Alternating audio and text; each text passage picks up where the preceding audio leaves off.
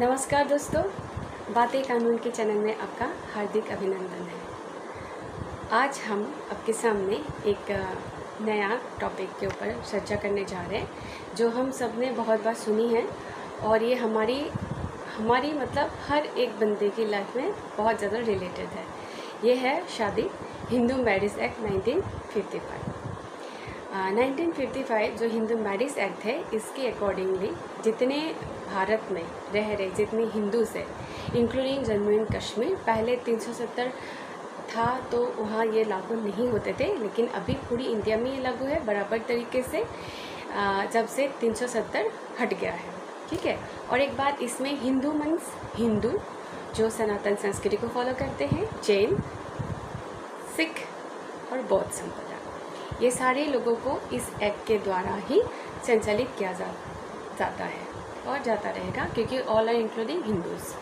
तो जो इसका पहला जो है इम्पॉर्टेंट सेक्शन है वो सेक्शन 5। इसके अकॉर्डिंग एक हिंदू मैरिज एक्ट के अंदर शादी होने के लिए पहला जो कंडीशन है वो क्या होनी चाहिए? पहला है कि दोनों वर और वधू हिंदू हो, और उसके बाद उनकी जो वयस्क हो, मतलब अगर लड़की है तो उसका 18 साल, अगर लड़का है तो 21 साल, उसके पास उन दोनों का पहले से शादीशुदा ना हो। कभी कभी होता है ना कि एक पार्टी की शादी हो गई और डिवोर्स हो गया, तो जो डिवोर्स है वो कानूनन तरीके से हुआ डिवोर्स हो। दोनों पार्टी जब शादी हो हिंदू मैरिज के अंदर, तो वो पहले से शादीशुदा ना होने का मतलब है अगर शादी हो गई है तो उनका प्रॉपर तरीके से तलाक ले ली गई हो। उसके बाद आता है कि प्रोहिबिटेड डिग्रीज ऑफ रिलेशनशिप के अंदर तो नहीं आते, ये भी चेक करना होता है कि जैसे जो सगे संबंधी के अंदर हिंदू मैरिज के एक्ट के अंदर शादी नहीं हो सकती। फिर आ गया साउंडनेस ऑफ माइंड, जैसे कि जो लड़का और लड़की शादी का जो महत्व है वो दोनों को अंडरस्टैंडिंग अच्छे से हो। कभी कभी क्या होता है, असल जो होता है ना समस्या को छुपाया जाता है, जैसे कि लड़का और लड़की कोई एक अगर मेंटली कैपेबल ना हो, उनकी मानसिक रोगी हो और दूसरी पार्टी ने छुपाया और उनकी शादी करा दी, तो ये शादी आगे जाके आप रद्द कर सकते हैं। मतलब जो ट्रुथ आपसे छुपाया गया हो और शादी हो गई तो उसको बचाव के लिए भी यहाँ पे प्रावधान है। फिर आ गया जैसे कि ये शादी होती है, शादी का जो होता है ना कंजुगल राइट्स एंजॉयमेंट होता है। अगर कोई एक पार्टी शादी के वक्त उनको नहीं पता और जो शादी के बाद पता चला कि वो कंजम्पशन के लिए इज़ नॉट कैपेबल, तब भी ये शादी आप रद्द कर सकते हैं।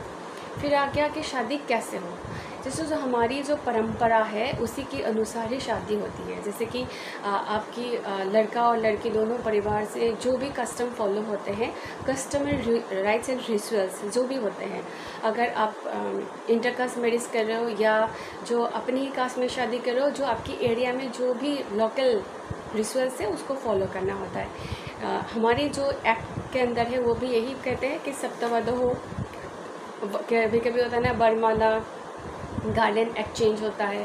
फिर होता है कि जो होम जैसे होता है ना अग्नि को साक्षी करके जो 7 फेरे लेते हैं वैसे होते हैं।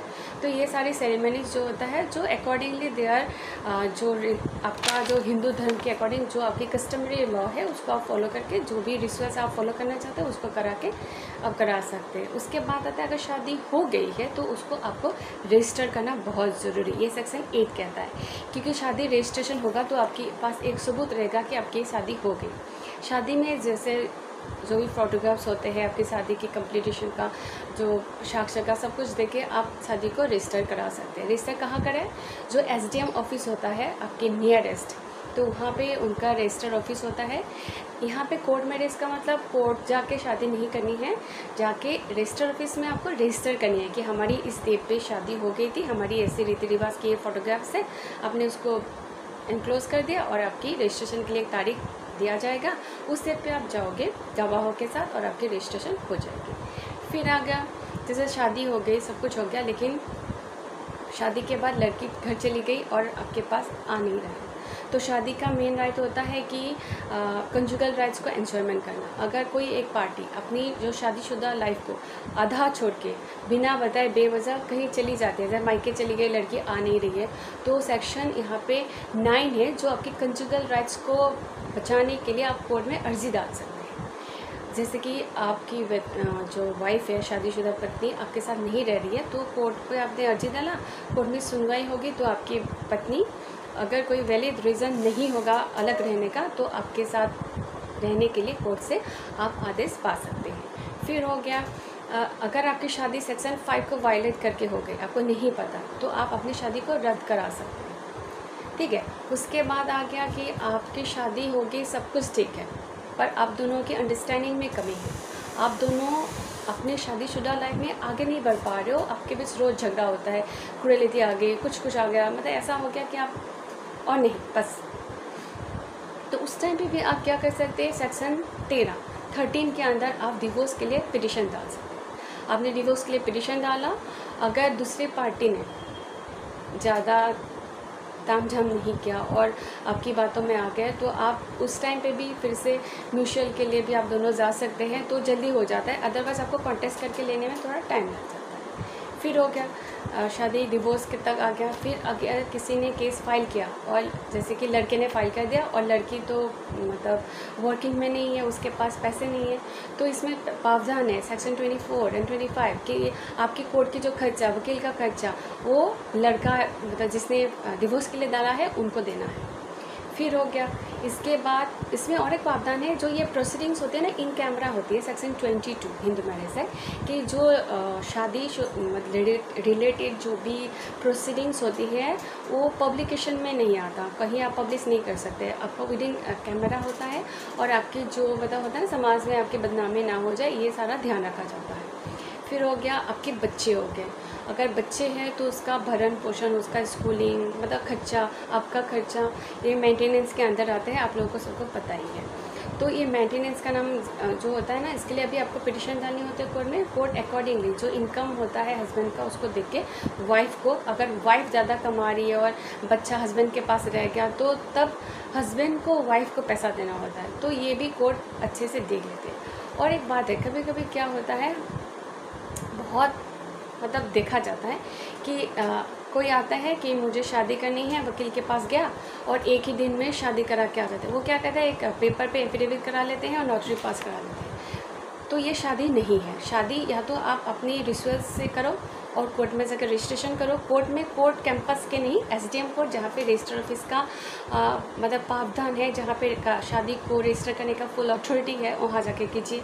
फिर अगर आपको शादी तोड़नी है कि शादी नहीं चल रही है, तो आपको तब भी वकील के पास आके लिखवा के कि आज के बाद हम दोनों पति पत्नी नहीं रहेंगे, ये ऐसा करके आप नहीं लिखवा सकते। अगर ऐसा लिखवाते हैं तो आपके वो कानूनन कोई उसका मतलब कोई मान्यता नहीं है, तो आपको प्रॉपर कोर्ट के पास जाके पिटिशन डाल के ही डिवोर्स लेनी है और शादी भी वैसे ही रजिस्टर करनी है। उसके बाद क्या होता है, कभी कभी लोग करते क्या है कि ऐसे लिखित ले लिया, घर वाले बैठ गए और लिखित हो गया, फिर उन्होंने शादी कर दी। तो इस टाइम पे बाइगमी का सेक्शन भी है इसमें, कि अगर आपने पहली शादी कोर्ट के थ्रू डिवोर्स नहीं लिया और हाथ से लिख लिया, दोनों पति राजामंदी, और दोबारा शादी कर लिया, तो आप लोग बाइगमी के केस के अंदर मतलब जो सज़ा होता है ना, 7 साल तक की सज़ा है और मनीटरी फाइन भी है। तो ये सारे प्रावधान होते हैं। तो हमारा तो आपसे यही कहना होगा, अगर आप शादी कर रहे हो, शादी के पवित्र बंधन है, उसको आप प्रॉपर तरीके से कीजिए। एक प्रॉपर जानकार जो है उनसे आप पूरा पूछताछ कर लीजिए। अगर कोर्ट के थ्रू करना है कि नहीं, हमें कोर्ट के थ्रू ही करना है, तो रजिस्ट्रेशन ऑफिस जाना पड़ेगा। अगर आपने जैसे आर्य समाज में भी बहुत शादियां होती हैं, जैसे आप हिंदू हो, आप आर्य समाज के, एक ही दिन में शादी होगी, वहाँ से अगले दिन आपको सर्टिफिकेट मिल जाते हैं, तो आप उसको दिखा के भी कोर्ट का रजिस्ट्रेशन करा सकते हो। ये वैलिड मैरिज होगा, इसमें कोई दिक्कत नहीं है। शादी प्रॉपर तरीके से हो और सारे रूल और रेगुलेशन का फॉलो हो, और ये सारी बातें आप लोगों तक पहुंचाना मुझे लगा कि ये सारी बातें आप लोगों को जानना ज़रूरी है। अदरवाइज़ आप कभी कभी फंस जाते हो ऐसे अलग तरीके की शादी करके, एक ही दिन वाला जैसे होता है ना, कोर्ट में गए एफिडेविट करा लिया, एक ही दिन में डिवोर्स, कोर्ट में गए ये करा, ऐसा नहीं होता है। आपको प्रॉपर जानकारी लेके या तो घर में करें, जैसे होते आए हैं, ज़्यादा लोग मत बुलाइए, थोड़े से लोगों के सामने भी आप शादी कर सकते हैं। आप अपनी अकॉर्डिंगली, अपनी खुशी के हिसाब से शादी कीजिए और अपनी शादीशुदा लाइफ को एंजॉय कीजिए। अगर आपको ये वीडियो अच्छी लगी तो please like, subscribe and share. खुश रहिए और हंसते रहिए।